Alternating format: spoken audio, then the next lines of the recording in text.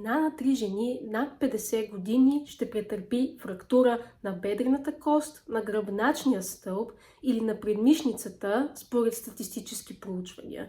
При мъжете този риск е около 3 пъти по-малък. Една подобна травма на такава възраст не означава просто временна загуба на независимостта. При някои, особено при тези, които имат съпровождащи хронични заболявания, за тях това може да означава сериозни усложнения и понижаване на качеството на живот за напред. Мисля, че всички знаем каква е стандартната реакция, когато чуем, че на някого баба му е паднала, заради което днес ще си поговорим именно за това как можем ние в една по-ранна възраст да укрепим нашите кости, пък и какво можем да сторим в една вече по-късна възраст, за да си помогнем и това да не предизвиква страх и паника у нас. Дори да се случи да паднем, да можем да се изправим и да продължим напред както преди. Акцента в това видео ще бъде върху жените на всякаква възраст, но естествено всички препоръки относно хранене и физическа активност са абсолютно валидни и за мъжете. Просто при тях ситуацията не е чак толкова критична. Цялата информация, която ви предоставям в днешното видео, е подкрепена от научни проучвания и ако ви е интересно, долу в описанието има споделен Google документ, където съм сложила всичките източници. За тези от вас, които не ме познават, здравейте, казвам се Клементина и добре дошли в моя канал. Завършила съм за нутриционист в Виенския университет и миналата година приключих и с магистъра си по хранителна химия, отново в същия университет. Нека да започнем с това какво представляват нашите кости и как те се развиват през целия ни живот. Костите ни са динамична тъкан, а не статична. В тях протичат паралелно два процеса постоянно. Това са процесите на образуване и на разграждане, подобно като при мускулите. Детството и тинейджърските години са от изключителна важност за сформирането на костите и за тяхното укрепване. И колкото по-активни сме през този период, толкова по-вероятно е по-нататък през живота ни да имаме по-нисък риск от развиване на остеопороза. Едно проучване, което прочетох за видеото, обясняваше точно това, как са били сравнени една група от деца и момчета и момичета, които са участвали активно в някакви спортни дейности, като малки и през техните юношески години, докато другата група от деца са водили един по-заседнал начин на живот. Тези деца порастват и тяхното здравословно състояние се проследява с годините и след известно време се измерва тяхната максимална стойност на костната плътност. Тази максимална стойност достигаме всички от нас някъде в периода между 25 и 30 години. По-плътни от това нашите кости няма как да станат. В това проучване децата, порасналите деца, които са били физически активни през детството си, са имали с около 10% по-висока максимална костна плътност от тези, които не са практикували някакъв вид спорт, когато са били по-малки. Защо това намаля риска от развитието на остеопороза е абсолютно логично. Ако нашата костна плътност спада от една по-висока позиция от тази на някой връстник, то те спадат така ли, че с долу една и съща скорост. И момента, в който ние ще достигнем това по-ниско ниво на костна плътност, ще е доста по-напред във времето, отколкото при нашия връстник. След като сме достигнали този пик на костната плътност, между 25 и 30 години, не можем да кажем за всеки човек това кога е. До една степен е и генетично предопределено. След това започва един бавен спад на костната плътност и при мъжете и при жените този процес се развива с еднаква скорост до един определен момент. За пръв път започва да се говори за костна плътност по-рано при жените. Това е в периода някъде между 45 и 55 години. Тогава се наблюдава един рязък спад в костната плътност и това е заради навлизането в менопаузата. Всички сте наясно, че по време на менопауза в тялото на жената настъпват най-различни хормонални промени, като една от тези промени е спада на нивата на естроген.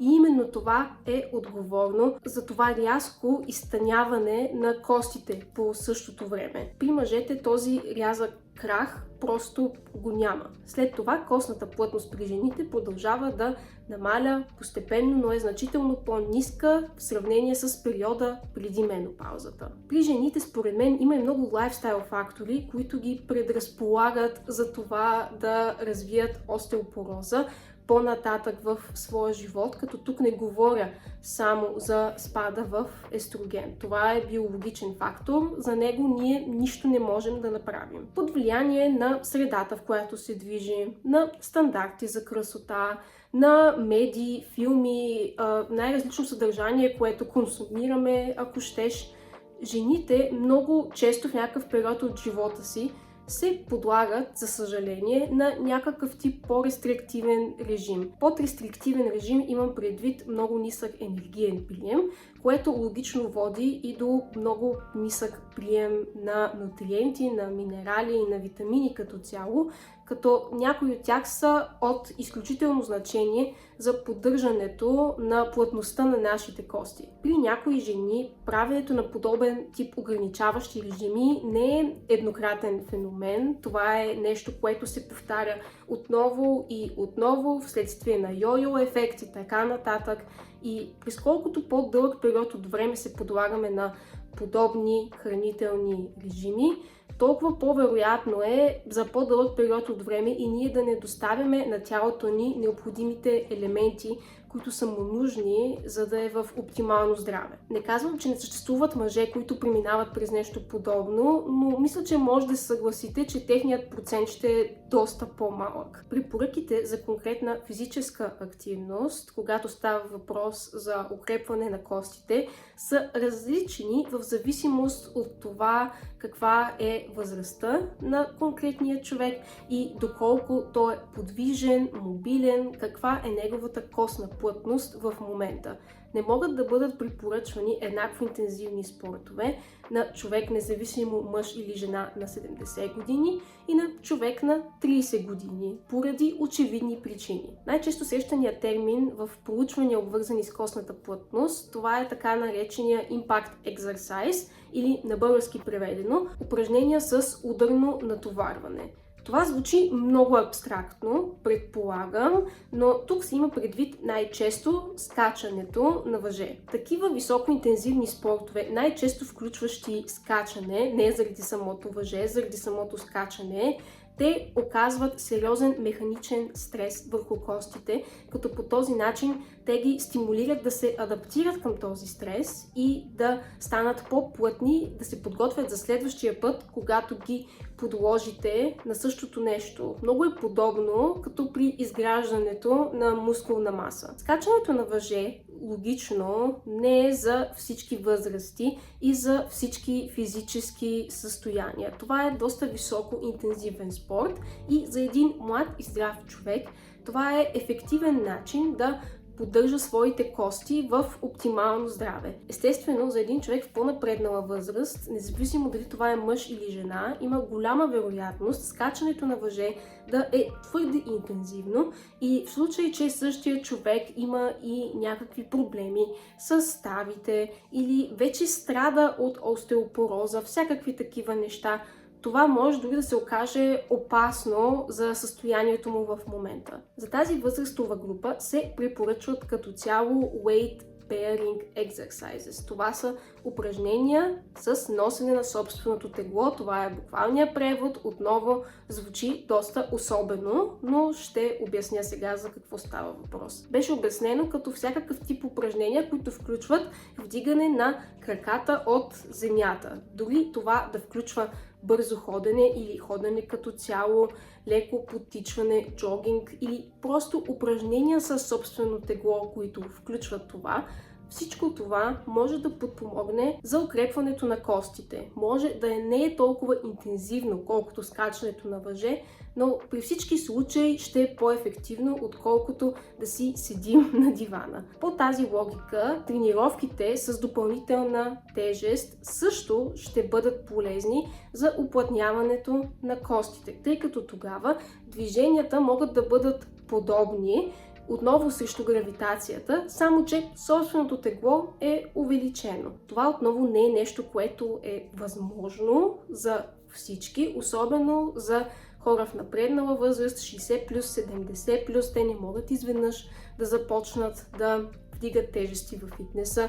Не е и нужно. Въпросът е да се извършва някоя от тези дейности при тази възрастова група 3-4 пъти в седмицата за между 30 и 40 минути. Това е официалната препоръка, извлечена от научни проучвания. За млади хора такава препоръка няма, защото не се очаква те да имат подобни проблеми и тук можем просто да вземем общите препоръки за физическата активност от Световната здравна организация. Тези препоръки са доста по-сериозни, отколкото може да си представяте. Тук говорим за между 150 и 300 минути физическа активност седмично с среден интензитет. Среден интензитет означава, може да поддържате някакъв разговор, докато я извършвате, задъхани сте, но сърцето ви не бие толкова учестено, като например при тичането. В случай, че сте фенове на кардиото и на по-високо интензивните спортове, то тогава тези препоръки се свеждат до между 75 и 150 минути, т.е. 2 пъти по-малко. Допълнително се препоръчват и 2 силови тренировки по възможност и вече виждате как повечето хора едва ли изпълняват тези препоръки за физическа активност през седмицата и може би ви се струва, че то е и физически невъзможно. Не е толкова страшно, колкото изглежда. Ако вземем, да речем, тази препоръка между 150 и 300 минути с среден интензитет може да е и бързото ходене, например. Ако го разделите през седмицата, 30 минути бързо ходене всеки един ден са 210 минути за цялата седмица.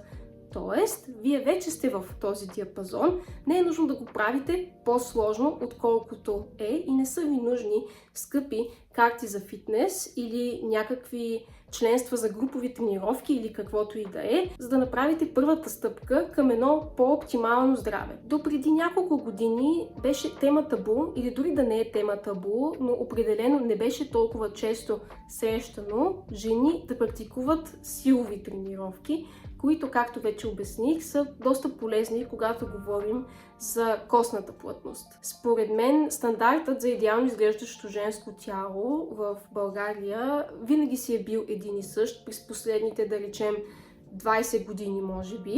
И това се отнася не само за нас, като тук говорим за едно доста фино и слабо по-моделски тип тяло. И това тяло обикновено не се постига чрез силови тренировки, а се постига с помощта на първия фактор, който обсъждах, или просто ограничаващите режими. Каквото и да ви обясняват някакви хора в интернет, ако нямате някаква генетична предразположеност да имате точно този тип тяло, това да го постигнете се случва по този начин и силовите тренировки могат дори да ви отдалечат от този идеал, в случай, че се стремите към него, тъй като те спомагат за това да се изгради някаква мускулна маса, която според някой от нас изглежда мъжествено. Всеки има право на собствени предпочитания. Тук не искам да обръщам темата на видеото към това какъв трябва да е стандартът за красота, трябва ли изобщо да има стандарт за красота и всякакви такива неща.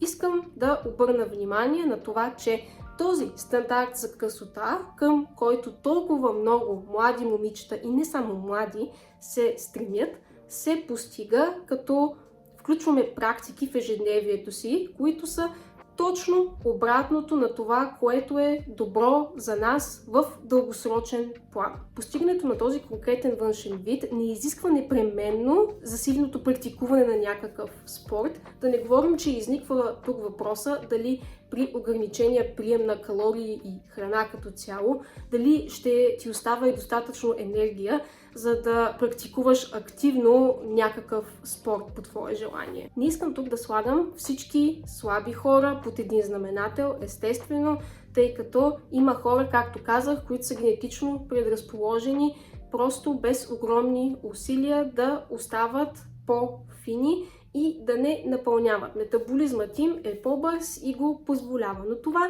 не по-голямата част от населението. Достатъчно съм ви надувала главата за това. Просто според мен е важно да се отвори тази тема, а не да се правим, че когато ядем много малко и не се движим, всичко е окей, защото изглеждаме добре по-бански. Понеже съм на темата все още за физическата активност, нека да обясня за йогата и пилатеса. Понеже пилатесът особено стана доста популярен последните години, пилатес студията станаха много посещавани. Пилатеса и йогата също се упоменават в научните проучвания, когато говорим за костната плътност, но те имат по-скоро един индиректен позитивен ефект върху риска от всякакви фрактури. Това не е защото йогата или пилатеса стимулират по някакъв начин костната плътност. Те принципно не упражняват достатъчно механично натоварване, стрес върху костите, така че да бъде стимулирана адаптацията и изграждането им отново. Това, което йогата и пилатеса правят прекрасно обаче, е подобряването на баланса и на подвижността, на стабилността, което пък помага да се предотвратят паданията. А за да счупим нещо, ние най-вероятно първо трябва да паднем. Точно заради това не трябва да ги изключваме от картинката, а напротив, пилатесът и йогата могат да бъдат едно чудесно допълнение към останалите спортове или когато говорим за някой в по-напреднала възраст, който не е особено подвижен, това за този човек може би е единствения възможен спорт в момента. Достатъчно за всякакви спортове, нека да разгледаме и строителните материали на нашите кости. Тук говоря за конкретните минерали и витамини, които са нужни да се поддържат костите в най-добро здраве. Започваме от най-очевидния елемент, това е калция. Убедена съм, че това е първия минерал, който ви изниква в мозъка, когато чуете нещо свързано с костите. 99% от складовете на тялото ни за калций се намират именно в нашите кости. Той, заедно с фосфора, изграждат основната структурна единица на костите ни – хидроксиапатита.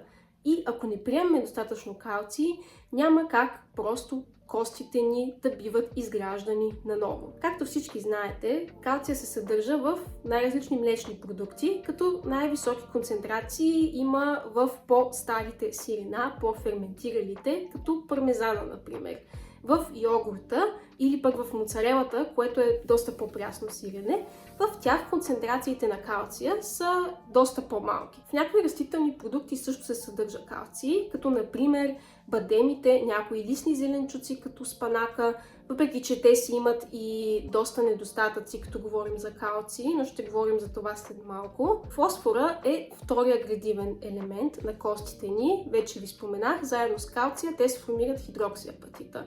80% от фосфора в тялото ни се складира именно в костите заедно с калция. Приема на фосфор с храната определено не е проблем. Фосфора се съдържа в най-различни храни, така че изобщо не трябва да се притеснявате за това. По-скоро, може би, трябва да се замислите за прекомерния прием на фосфор от ултрапреработени продукти. В тези продукти, високо преработените продукти, се съдържа обикновено фосфор под формата на някаква добавена съставка, консервант, емулгатор, нещо, което подобрява текстурата, все такива неща. Може да ги разпознаете в листата с съставките. Например, в Кока-колата винаги има една конкретна съставка, която съдържа известно количество фосфор. Много фосфор също не е на добре, защото той стимулира паратиреоидния хормон. Това може да доведе до дисбаланс на двата паралелни процеса на разграждане и на образуване на костите. Тук като най-оптимална стратегия за мен е просто да не прекалявате с консумацията на високо преработени продукти. Така няма да ви се налага, ако желаете изобщо да правите нещо подобно, да вървите с скриншот с всичките съставки, които съдържат фосфор, всичките добавени консерванти и така нататък. Може просто по естествен начин да намалите приема на храните, които съдържат тези добавени съединения. Връщаме се към калция. Ако сте гледали видеото ми за комбиниране на храни, тези неща, които сега ще обясня, вече сте ги чували, но за тези, които не са, нека все пак да преминем през това. За усвояването на калция в нашите черва е необходим един конкретен протеин, който се синтезира с помощта на витамин D. Тоест, без витамин D няма как да усвоим калция, който приемаме с храната. Витамин D, убедена съм, че всички това го знаете, това е витамина, който ние произвеждаме в нашата кожа с помощта на слънчева светлина.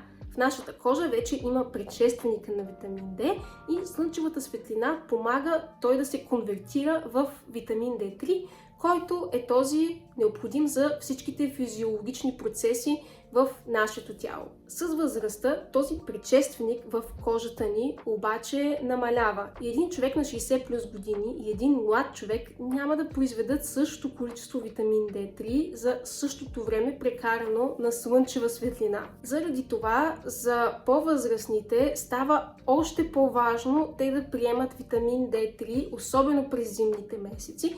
През летните месеци, в случай, че прекарвате достатъчно време навън, това достатъчно време може да са 15-20 минути в обедно-следобедно време. Повече от това не ви трябва през лятото, през пролетта и есента, т.е. ще е малко повече. Витамин D3 се съдържа и в малки количества в сьомгата, в сардините, в яйчения жълтък, но по-голямата част го произвеждаме в кожата с помощта на слънцето. В случай, че ще си купувате добавки с витамин D3, сега едва лято и едва ли ще ви се наложи, но за зимата да знаете, по-добре е направо да ги вземете в комбинация с К2, тъй като витамин К2, това е масно разтворим витамин, който също е важен за правилното усвояване на калция и насочването му към костите. Идеята тук е калция да отиде там, където трябва, а не да се наслагва в меките тъкани или пък в артериите. Витамин К2 се съдържа в един доста по-ограничен списък от хранителни продукти,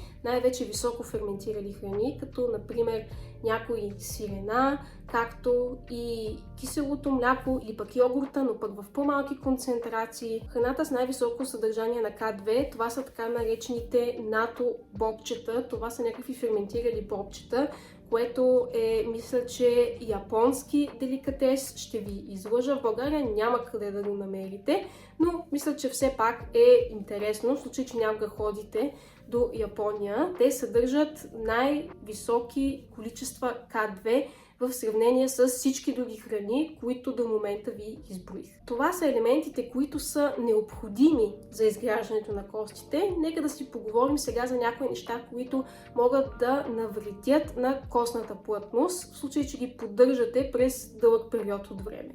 Първото нещо е високата консумация на сол в количества повече от 5 грама дневно. Такива количества е трудно да ги постигнете, ако не ядете високо преработени продукти или пък големи количества кашкавали или пък луканки и всякакви такива processed meats, опушени меса. В повечето случаи, ако се храните с whole foods и си приготвяте сами храната, контролирате колко сол слагате, няма как да ги достигнете тези суми. Даже е по-вероятно да не ви достига солта за деня и ако сте жена с по-ниско кръвно като мен, дори да ви падне кръвното от това. В случай, че диетата ви е предимно високо преработени продукти, то тогава това е един доста възможен сценарий и не е изключено, че този висок прием на сол може да доведе до изхвърляне на част от калция, който сте консумирали, заедно с урината. Тоест, вие изобщо няма да го абсорбирате и да го използвате за нищо, отива си на вятъра. Второто нещо, което пречи на усвояването на калция, това са оксалатите. И оксалатите се съдържат в зеленолистни зеленчуци, затова казах, че ще поговоря за тях после, както и в бадемите, в някои бобови изделия, в доста по-малки концентрации и така нататък. Оксалатите могат да се свързват с калция и по този начин да предотвратяват неговото усвояване в организма ни. Добрата новина е, че ако ние сварим, задушим, някои от тези топлинни процеси, то тогава ще намалим количеството оксалати в тях. При повечето хора това с оксалатите изобщо няма нужда да става на въпрос, особено ако нямате нарушена бъбречна функция. Но ще ви дам примера, който ни даде нашата професорка тогава, когато ни преподаваше за оксалатите. Нещо, което вие може да си мислите, че е супер здравословно, е да пиете зелени смутита ежедневно с доста големи количества спанак и други зеленолистни зеленчуци. Само че това не са количества, които вие при нормални обстоятелства ще изядете с салатата. По този начин вие ще приемате и по-големи количества оксалати и представете си, че го правите това ежедневно, години наред. Да, може да се отрази в такъв случай върху усвояването на калция от храната. И е нещо, за което може да се замислите, че може би не е чак толкова здравословно, колкото изглежда. За мен лично това беше доста интересен пример тогава. Не е нужно да спирате да консумирате смутита, просто смятам, че е доста любопитна информация. В крайна сметка, нито една от препоръките на този канал, която ви предлагам, не цели да ви насили да правите нещо, което не искате. Вие, повечето от вас предполагам, сте големи хора, имате си глава на раменете и може сами да преценяте какво от това, което казвам, да приложите и дали изобщо желаете да приложите нещо. Третото нещо, когато говорим за усвояване на калций, това са добавките на различните минерали. Защо го казвам? Ако приемате добавки, тук не говоря с храната, говоря конкретно за високо концентрирани добавки на калций, примерно заедно с желязо и цинк, то тогава желателно е да приемате тези различни добавки през определени периоди от време в деня, с различни хранения. Тези три елемента се конкурират в червата за усвояване и ако ги вземете след едно и също хранене или преди или там както ги пиете, то тогава е доста вероятно да не усвоите една част от минералите, които сте приели. Решението тук е просто, както казах, да ги разделите в различни диапазони от деня, така че те да не си пречат едни на други. И с това приключвам темата за костната плътност. Много ви благодаря за вниманието. Надявам се да ви е било интересно. За мен лично това е една много важна тема, която трябва по-често да се обсъжда в обществото. В случай, че имате тема, която искате да разгледам, оставете я долу в коментарите, за да я обърна внимание в някое друго клипче. Благодаря ви отново за вниманието и ще се видим в следващото видео.